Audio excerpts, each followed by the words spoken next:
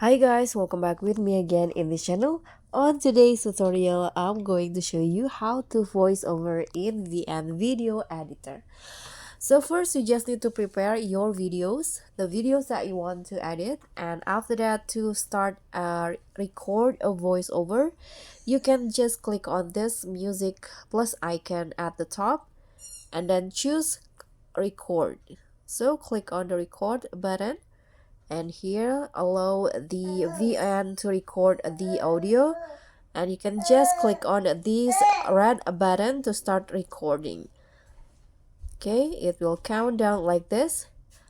Hi guys, so this is how you can do voiceover in VN. You can just click on the red button to stop, and now click on the check icon, and the audio or the voiceover has been saved, and you can just listen to it again by clicking on this play button.